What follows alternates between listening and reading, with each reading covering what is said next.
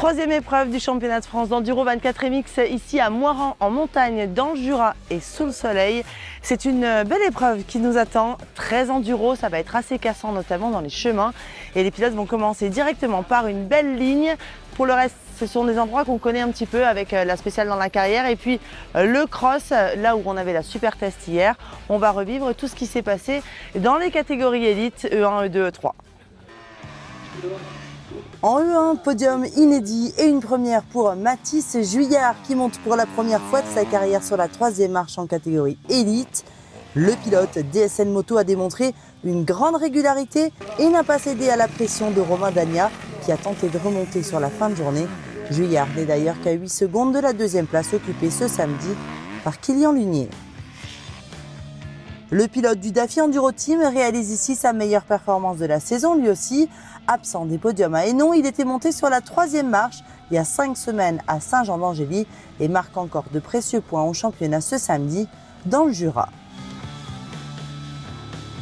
Néanmoins, difficile encore de déloger celui qui est sur 15 victoires en 15 journées de championnat depuis l'ouverture 2024 à Rocroi.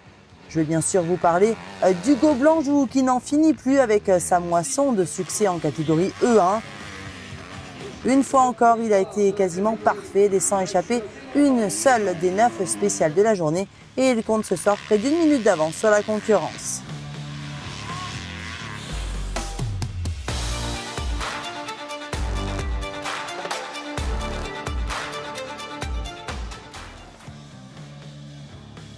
En E2, 3 hommes qu'on connaît bien et qui se battent depuis le début de la saison. Et ce soir, c'est Léo Joyon, actuel deuxième du provisoire, qu'on retrouve à la troisième place.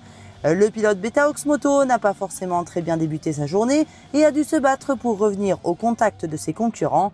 Ça allait mieux en seconde partie de journée où il s'est d'ailleurs imposé sur SP7, mais il en manque encore un peu pour faire mieux. Il est à 30 secondes de la victoire.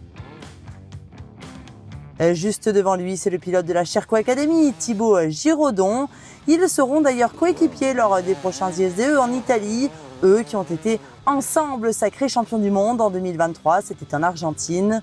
Mais sur le France, ils sont avant tout concurrents et cette fois, Giraudon a été meilleur. Il a pris l'avantage sur SP5 et a toujours été très régulier.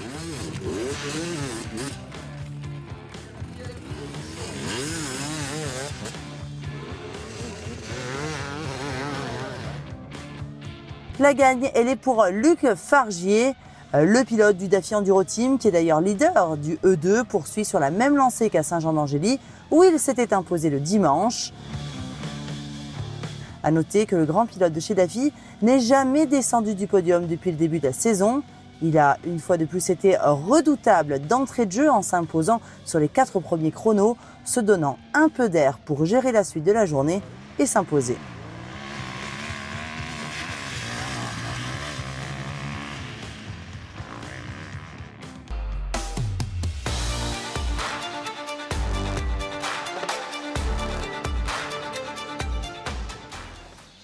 Enfin, en catégorie E3, Eric Willems est troisième. Lui qui a bien commencé sa course a soudainement baissé de rythme dans le dernier tour, ce qui a fait les affaires de la concurrence. En effet, le Belge tenait bon sa deuxième place jusqu'à ce que Diego Ossion le déloge. Willems est donc troisième. Vous l'avez compris, c'est le pilote Atomic Beta qui monte sur la deuxième marche du podium ici.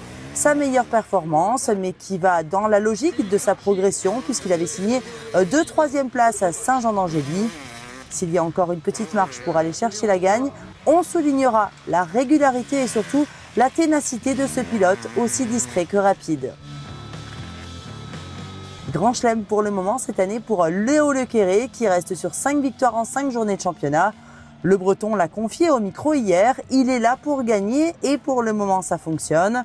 Hormis 2 erreurs sur SP6 et 9, le Breton a remporté toutes les autres spéciales pour s'imposer avec plus de 45 secondes d'avance sur Diego Ossion ce soir. Rendez-vous demain pour la seconde journée de la troisième manche du championnat de France d'enduro 24 MX à Moirans en montagne dans le Jura.